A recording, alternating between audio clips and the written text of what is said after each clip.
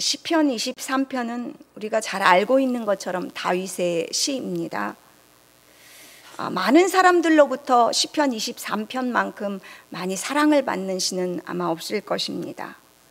다윗이 이름 없는 목동에서 또 왕이 되기까지, 또 왕이 된 후에 가장 황금기에서 그는 한없이 추락하는 그 격변의 인생을 살았기 때문에 더욱더 사랑을 받는지도 모르겠습니다.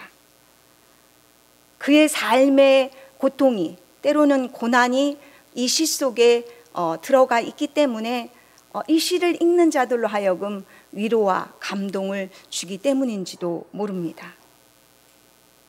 특히 그의 고단한 삶이 묻어있기 때문에 그 고난받는 자들에게 더 위로가 되기 때문일 것입니다.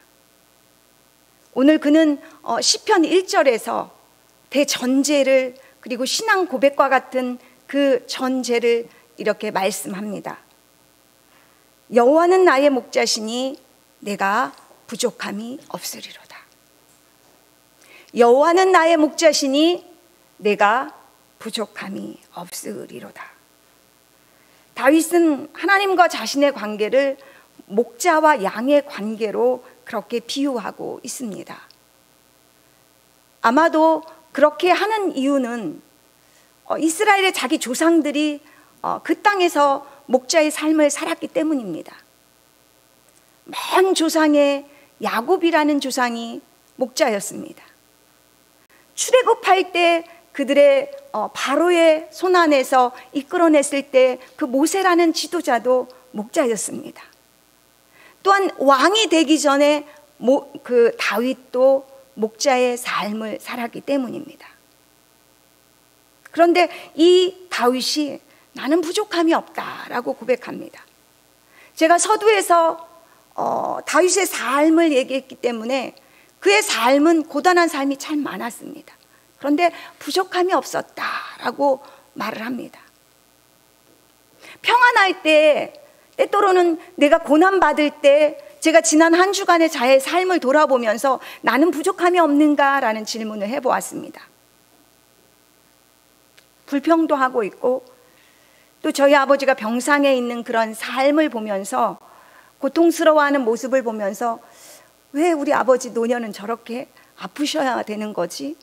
그리고 저 역시도 질병 때문에 지난 한 주간은 특별히 많이 힘들었습니다. 하나님, 왜 나는 이렇게 약합니까? 이런 불평들을 나도 모르게 하고 있는 모습을 보고 주님, 부족함이 없습니다, 이런 고백을 제 스스로 하지 못하는 저 자신을 발견하게 됩니다. 특별히 우리 교회 안에서 중보 기도가 올라오면 여러 성도들의 미처 말할 수 없는 부분들이, 아픈 상처들이, 고단한 삶이 그 중보 기도 안에 올라오는 것들을 봅니다. 육신에 왜 이렇게 아픈 것들도 많은지, 또 경제적인 어려움들도 너무 많고, 자녀들의 문제는 왜 이렇게 많은지, 그래서 부족함이 없다 이렇게 할 때 그것이 바로 이렇게 아멘하고 다가가지 않는 건 저뿐만이 아닐 것입니다. 우리 각자가 말 못하는 아픔이 있고 결핍이 있고, 그러함에도 불구하고 다윗은 부족함이 없다라고 오늘 고백하고 있습니다. 다윗이 왜 이렇게 부족함이 없다고 말씀하는지 2절, 3절, 4절 속에서 나와 있습니다. 2절, 3절은 이제 주님의 목자 되심을 드러내는 절입니다. 그분이 어떤 분인가? 2절, 3절 제가 읽어드리겠습니다. 그가 나를 푸른 풀밭에 누이시며 쉴만한 물가로 인도하시는도다. 내 영혼을 소생시키시고 자기 이름을 위하여 의의 길로 인도하시는도다. 목자 되신 우리 주님은 인도하시는 분입니다. 쉴만한 물가로 인도하시며 푸른 초장으로 인도하십니다. 우리가 생각하는 목가적인 전원의 푸르른 틀밭에 우리가 우리 교회 앞에도 여호와는 나의 목자 모습이, 양을 안고 있는 예수님의 모습이 그림이 있지만 그런 낭만적인 모습은 아닙니다. 여기에서 푸른 풀밭은 단순한 넓게 초장에 들여진 그런 풀밭이 아니라 광야에서의 쉴만한 풀밭입니다. 광야에서 뜯어먹을 수 있는 그런 풀밭으로 주님은 인도하신다라는 말씀입니다. 이 쉴만한 물가다라는 것도 물결이 거센, 그래서 양이 가면 빠질 수 있는 그런 곳이 아니라 잔잔한 물가로 인도하신다라는 뜻이 있습니다. 3절에 그 인도하신다라는 말은 앞에서는 양떼를 인도하시는 목자의 모습이라면 3절은 우리 자신, 우리 영혼을 인도하시는 목자 되신 주님의 구원하심의 인도하심을 말씀하고 있는 것입니다. 3절의 구원의 인도하심은 출애굽기 15장 11절에서 똑같은 단어를 사용해서 인도하심을 말씀했습니다. 그 창세기 출애굽기 15장은 모세가 출애굽 후에 그 출애굽한 구원의 노래를 했던 모세의 노래가 나오는 부분입니다. 주의 인자하심으로 주께서 구속하신 백성을 인도하시되 주의 힘으로 그들을 주의 거룩한 초소에 들어가게 하시는도다. 하나님은 애굽에서 이스라엘 백성을 출애굽하여 광야 40년을 인도하셨습니다. 목자가 양떼를 위해 그 쉴만한 물가를 찾고 푸른 초장을 찾듯이 우리 주님은 주님의 언약궤를 바로 궤가 3일 길을 앞서가시면서 쉴만한 곳을 찾았다고 민수기 10장 33절에 기록하고 있습니다. 때마다 시마다 이스라엘 백성들이 원망하고 불평할 때마다 쉴만한 곳으로 인도하셨습니다. 그리고 결국 가나안 땅으로 인도하셨습니다. 그래서 모세가 신명기 그 앞 설교에서 이제 모세가 1세대가 다 죽고 2세대가 가나안 땅을 들어가는 모압 평지에서 그런 고백을 합니다. 광야 40년을 되돌아보면서 기억하면서 주님의 은혜를 돌아보면서 하는 고백의 말씀입니다. 신명기 2장 7절입니다. 내 하나님 여호와께서 내가 하는 모든 일에 내게 복을 주시고 내가 이 큰 광야에 두루 다님을 알고 내 하나님 여호와께서 이 40년 동안을 너와 함께 하셨으므로 내가 부족함이 없었느니라. 이 부족함이 없었다라가는 여호와가 나의 목자시니 부족함이 없었습니다라는 고백은 광야 40년을 돌아본 후에 모세의 그리고 이스라엘 백성들이 하는 고백입니다. 이 부족함이 없었다라고 하는 것은 우리 인생이 만사 형통하는 것, 잘 나가는 것, 풍요롭게 사는 것이 아니라는 것을 보여줍니다. 우리가 시편 23편을 대할 때 간혹 우리가 실수하는 것이 있습니다. 목자가 인도하는 푸른 초장, 푸른 밭, 그리고 쉴만한 물가만을 우리가 기억하고 그곳에만 집중한다는 것입니다. 사망의 음침한 골짜기를 걸어왔던 그 광야를 잃어버린다라고 하는 사실입니다. 4절에서 그래서 이제 고백합니다. 다윗이 얼마나 그의 인생 가운데 사망의 음침한 골짜기가 있었는지를 말하고 있는 것입니다. 내가 사망의 음침한 골짜기를 다닐지라도 해를 두려워하지 않을 것은 주께서 나와 함께 하심이라. 주의 지팡이와 막대기가 나를 안위하시나이다. 양에게 사망의 음침한 골짜기란 무엇일까요? 목자로부터 떨어진 상태, 목자로부터 멀어진 상태, 나 홀로 있는 상태, 하나님 없이 나 홀로 살아 내가 주인이 돼서 살아가는 삶, 이것이 바로 길을 잃은 상태입니다. 이것은 아마도 팔레스타인의 높은 고지대의 산지 속에서 깊은 골짜기에 홀로 남겨진 잃어버린 양 한 마리를 기억하면 될 것입니다.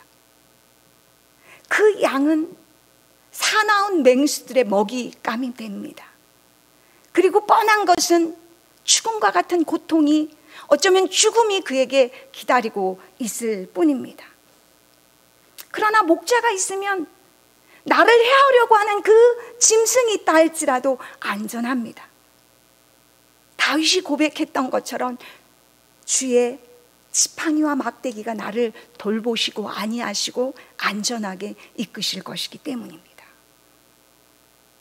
이스라엘 백성들은 광야 40년 동안 하나님의 실만한 물가가 분명히 있었지만은 많은 원망과 불평이 있었습니다.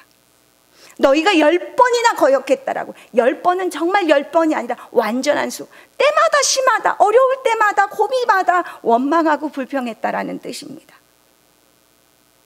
광야는 사람이 살아갈 수 없는 땅입니다.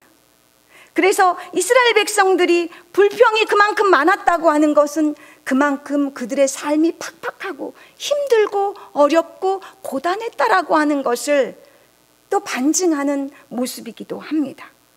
그래서 광야는 하나님만 바라봐야 하는 땅입니다.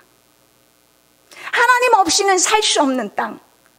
그래서 하나님이 도우시는 손길 때문에 하나님이 살아계시는구나를 알 수 있는 땅. 그래서 이스라엘 백성들은, 모세는 부족함이 없었다라고 말씀합니다. 그들이 어렵고 힘들 때마다, 그들이 지칠 때마다 하나님께서 실만한 물가로, 먹거리로 그들을 먹이시고 입히셨던 것을 그들을 아무도 하나님께서 나를 이렇게 도우지 않았다라는 걸 인정할 사람이 아무도 없기 때문입니다. 그래서 광야는 하나님을 만나는 시간입니다. 예레미야 2장 6절에서 그런 말씀을 합니다. 그 광야가 어떤 곳인가? 그들이 우리를 애굽 땅에서 인도하여 내시고 광야, 곧 사막과 구덩이 땅, 건조하고 사망이 그늘진 땅, 늘 사망이 도사리는 땅이라는 것입니다. 사람이 그곳으로 다니지 아니하고 그곳에 사람이 거주할 수 없는 땅이라고 합니다. 그런데 그들이 그 땅을 다니면서 어느 누구도 여호와가 어디 계시냐 하지 않았다라고 말씀합니다.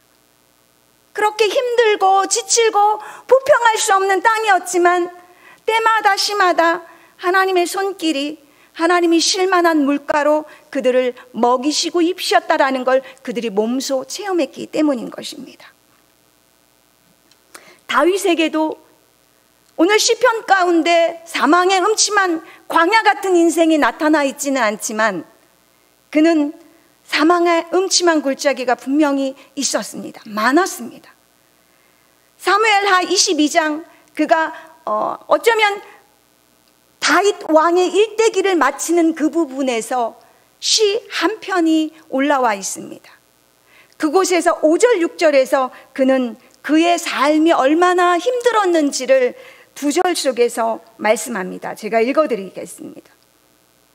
사망의 물결이 나를 내우고 불의의 창수가 나를 두렵게 하였으며 수월의 줄이 나를 두르고 사망의 올무가 내게 이르렀도다. 다윗이 얼마나 죽을 것 같은, 우리 소위 말 죽을 것 같다, 내 인생이 죽을 것 같다 라고 하는 고백이 얼마나 심각했는지, 사망의 물결이, 불의의 창수가, 지옥의 줄이, 사망의 올무가 자신을 칭칭 감았다라고 이렇게 표현하고 있습니다. 다윗은 10년 넘게 사울 왕위로부터 쫓김을 당했습니다. 도망자 신세였습니다. 도피 생활이 사무엘하 19장에서 31장까지 있는데, 그런데 도피한 장소만 해도 16군데가 나옵니다. 이게 16군데를 피난했습니다. 그들이 가지 못하는 이방 땅으로까지, 대적의 땅으로까지 피어 수말물 만큼 정말 고단한 삶이 바로 다윗의 고단한 삶, 죽을 것 같은 삶이었습니다. 그러나 다윗은 이렇게 혹독한 죽음의 골짜기를 지나고 있으면서도 그는 두려워하지 않았습니다. 주께서 나와 함께 하심이라.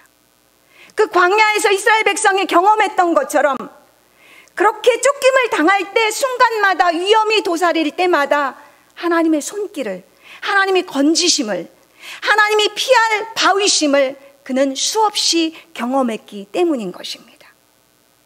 주와 지팡이와 막대기가 나를 안위하시나이다.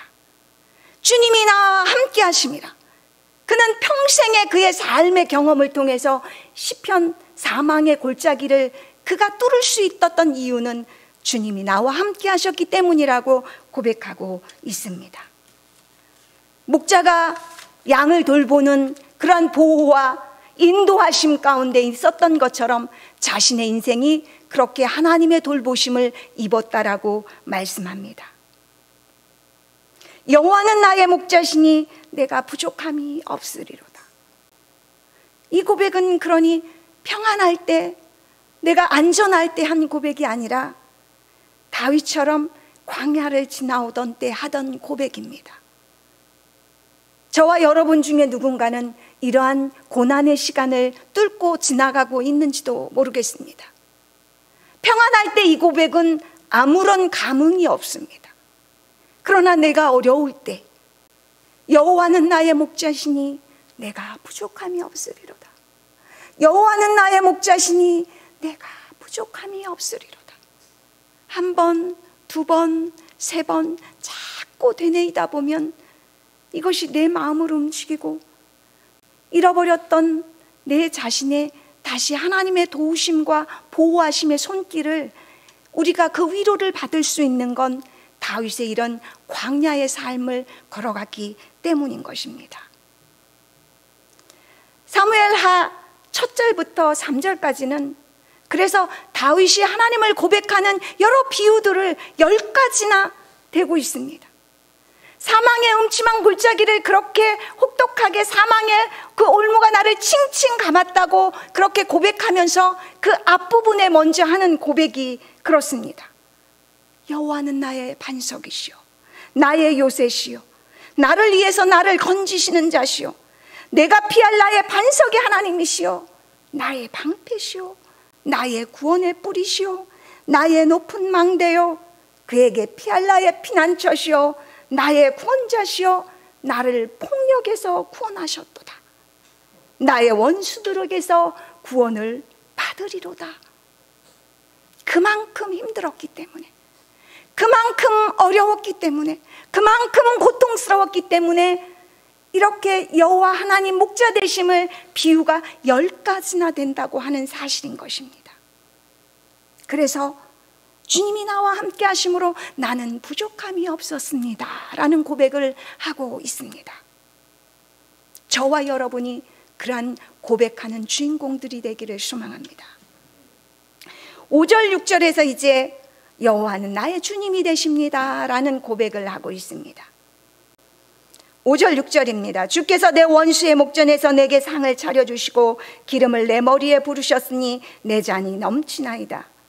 내 평생의 선하심과 인자하심이 반드시 나를 따르리니 내가 여호와의 집에 영원히 살리로다. 이제는 목자와 양의 관계가 아닌 주인과 손님의 관계로 바뀌었습니다. 주인이 손님을 대접하는 모습이 있습니다. 기름 부음으로 넘치는 잔이 피어나고 있는데 그 앞에 주께서 내 원수의 목전에서 이러한 상을 베푸신다라고 하는 것입니다. 내 원수가 보는 앞에서 이러한 상, 나를 그렇게 괴롭히던 그 원수 앞에서 이렇게 풍성한 상을 잔뜩 차려놓고 나를 높여주신다라고 하는 말씀입니다. 내 잔이 넘치나이다. 이 말 속에서는 때마다 시마다 나를 구원하셨던 구원의 잔이 넘쳤음을 표현하는 말이기도 합니다. 그러면서 그는 후에 고백합니다. 앞으로 나의 삶이 앞으로도 더욱더 복된 삶이 될 것을 고백합니다. 왜냐하면 6절입니다. 내 평생의 선하심과 인자하심이 반드시 나를 따르리니 내가 여호와의 집에 영원히 살리로다. 다윗의 삶이 그동안 원수들로부터 그렇게 쫓김을 당했다고 한다면 내 평생에 그 원수들과 함께 따라다녔다는 것이 있었다는 것입니다.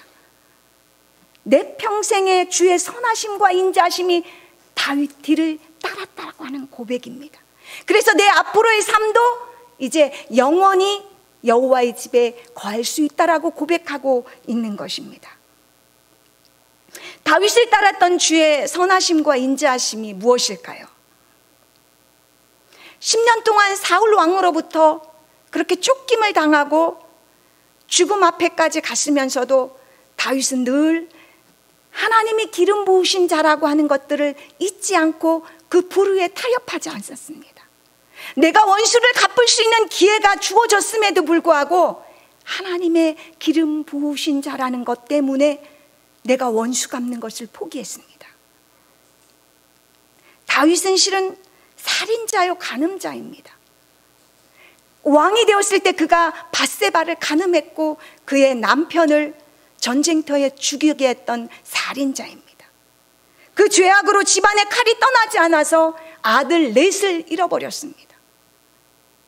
그리고 그 고통 안에서 자신의 아들 압살롬으로부터 반역을 당하는 그러한 무수한 칼부림이 그 집안에 떠나지 않았습니다. 그럴 때마다 그는 더욱더 하나님을 가까이 했다라고 하는 것입니다.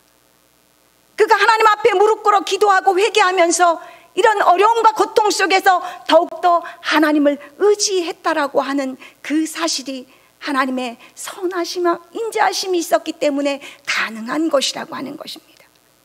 그가 믿음이 강해서가 아니라 하나님의 그 선하심, 자비하심, 그 은혜 때문에 그가 하나님을 때마다 시마다 죄악으로 갈 수 있는 그 상황 있었지만 그것을 포기하고 하나님을 의지하고 바라봤다라고 하는 사실입니다.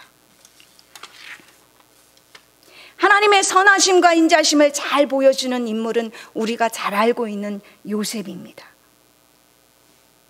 요셉은 형들의 시기와 질투로 어린 나이에 애굽에 팔렸습니다. 노예로 팔렸습니다. 30세에 애굽의 총리가 되기까지 수많은 우여곡절이 많았습니다.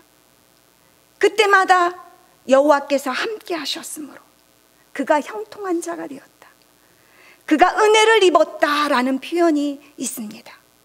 하나님의 인자하심이 그와 함께하였기 때문에 그를 높여주신 것입니다. 훗날 요셉의 형제들이 요셉이 자신을 죽일까 봐 두려워할 때 창세기 50장에 요셉이 오히려 그 형들을 위로하는 장면입니다. 요셉이 그들에게 이르되 두려워하지 마소서, 내가 하나님을 대신하리이까.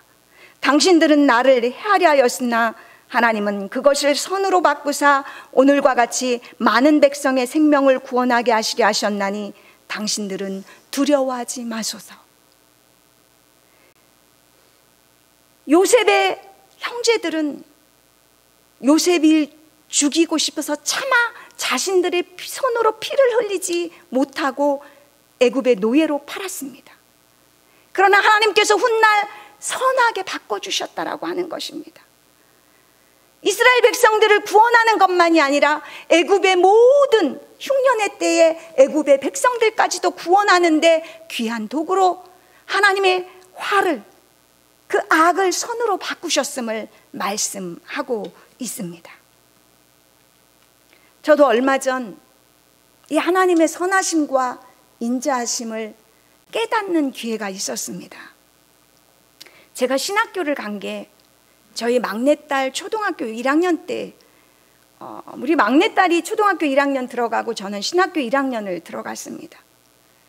그래서 4학년 때까지 저희 초등학교 우리 막내딸의 사진에는 제가 없습니다.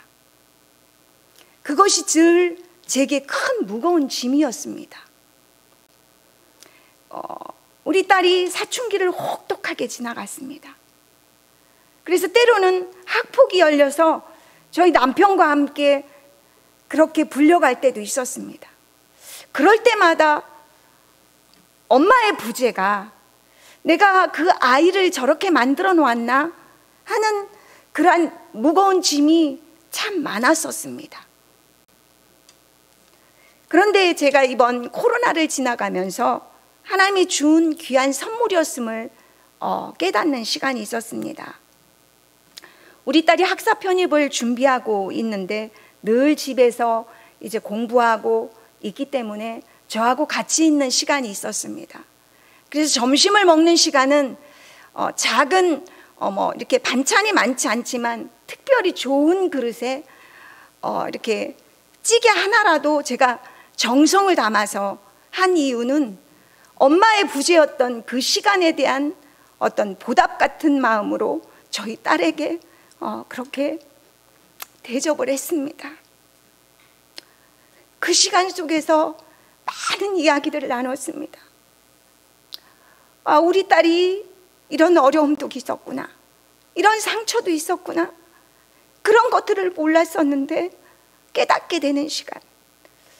그리고 저희 딸이 참 교회 가는 걸 참 싫어했습니다. 그런데 어느 순간 저하고 신앙의 얘기를 나누는 그것을 보면서 제가 참 감사하다, 감사하다, 그 얘기를 계속 반복하니까 저희 딸이 내가 만약 사춘기 때 이런 대화를 나눴다고 한다면 내가 방문 꽝 들어가고 나오지 않았을 거야 엄마, 이러더라고요. 그래서 같이 막 웃었습니다. 그런데 그 얘기를 듣는 순간 지금 이 시간이 하나님께서 우리 딸과 회복의 시간을 갖게 하는구나. 우리 딸 그동안 내가 마음의 짐을 갖고 있었던 그 짐을 내려놓게 하시는구나. 우리 딸이 이렇게 잘 자랐구나.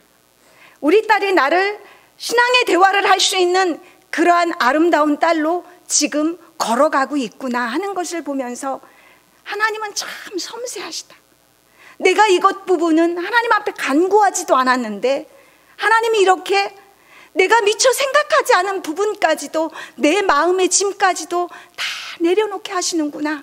그것을 하면서 너무나 섬세하신 하나님 때문에 제가 방에 들어가서 정말 울은 적이 있습니다. 제가 오늘 시편 23편 말씀을 준비하면서 제가 깨달은 것, 제가 체화된 말씀이 내가 한 마리 양이구나, 그런 모습을 제가 계속 받았습니다. 저는 몸도 약하고 문제투성이 양이었습니다. 뒤뚱뒤뚱 거리는 양이고 모든 대열에서 앞에 가지 못하는 뒤따라가는 양이었습니다. 자꾸 이탈하는 문제투성이 양이 바로 저임을 보았습니다. 그런데 더 놀라운 것은 그 양 옆에서 눈을 떼지 못하는 우리 주님의 모습이 있었다라고 하는 사실입니다. 잘 못 걷는 어린아이는 어떡합니까? 그 부모가 눈을 떼지 않습니다. 넘어질까 봐. 우리 주님이 저를 그렇게 붙들고 계심을 저는 이 시편을 묵상하면서 보게 되었습니다. 우리 자식들에게도 아픈 손가락 같은 자식이 있습니다. 늘 마음이 쓰이는 자식이 있습니다. 마음이 쓰이는 자식은 우리 부모들이 해줄 수는 없어도 늘 기도하는 그것이 있습니다. 주님이 저를 향한 마음이 그러하다라는 것을 제가 이 시편 말씀을 준비하면서 깨달았습니다. 그런데 저뿐이겠습니까? 여기 있는 저와 여러분 모두를 우리 주님이 그렇게 보듬고 안고, 그것을 알든 모르든 우리 주님이 함께 한다라고 하는 사실입니다. 다윗만이 광야 같은 그 삶에서 주님의 지팡이와 함께 했던 것이 아니라 우리의 삶 안에서도 우리가 알든 모르든 주님이 그렇게 보호하고 인도하신다라고 하는 것입니다. 다윗과 같이 내 평생에 주의 선하심과 인자하심이 내 뒤를 쫓나이다라고 하는 것이 그 고백이 아니라 저와 여러분의 고백이기도 한 것이라고 하는 사실입니다. 오늘은 어버이 주일입니다.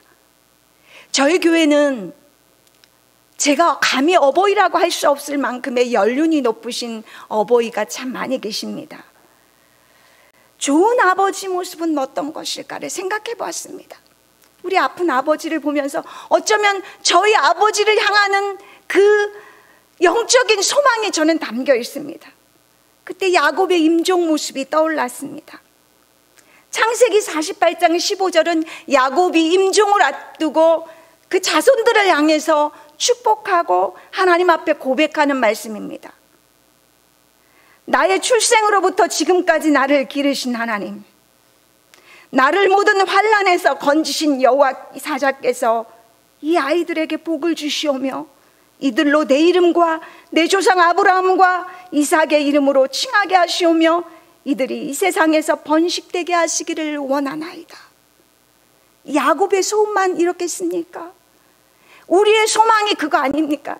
내 자녀들이 잘 되기를, 복되게 살기를 원하는 마음입니다. 그런데 이 기도하는 부탁을 목자 대신 나를 기르신 그 주님께, 여호와 하나님께 부탁하고 그것을 위해 기도하고 또 그 자녀들의 아버지로서 축복하는 마지막 모습이 어버이 된 우리들의 모습, 그리고 우리 아버지가 그러한 모습으로 서 있으면 참 좋겠다라는 생각을 품고 기도하는 마음이 들었습니다. 우리를 향한 하나님의 선하심과 인자하심의 하이라이트는 예수 그리스도입니다. 나는 선한 목자라. 나는 내 양을 알고 양도 나를 아는 것이 아버지께서 나를 아시고 내가 아버지를 아는 것 같으니 나는 양을 위하여 목숨을 버리노라. 다윗은 목동되었을 때 자신의 양들을 목숨 걸고 지켰더랬습니다. 그것과 마찬가지로 우리 주님은 우리를 살리기 위해서 자신의 목숨을 십자가에서 버리시고 우리를 양 삼아 주셨습니다. 우리 인생의 참 목자 되신 주님이 예수 그리스도입니다. 예수님은 나의 목자입니다. 내 인생에 정말 실만한 물가는 누구입니까? 풍족한 삶이었습니까? 아닙니다. 예수 그리스도가 정말 실만한 물가 되십니다. 내 영혼에 정말 먹음직스러운 떡이 무엇입니까? 우리 주님이 주신 몸입니다. 푸른 초장, 내가 먹었던 살과 피, 예수님이 십자가에서 흘려주셨던 그 피를 먹고 마심으로 우리가 하나님의 자녀가 되었습니다. 그 예수 그리스도가 우리를 먹이시고 입히시고 그리고 하늘나라 갈 때까지 영원토록 하나님 집에 거할 수 있도록 우리 평생 하나님의 선하심과 인자하심이 쫓고 있다라는 사실을 여러분 기억하십시오.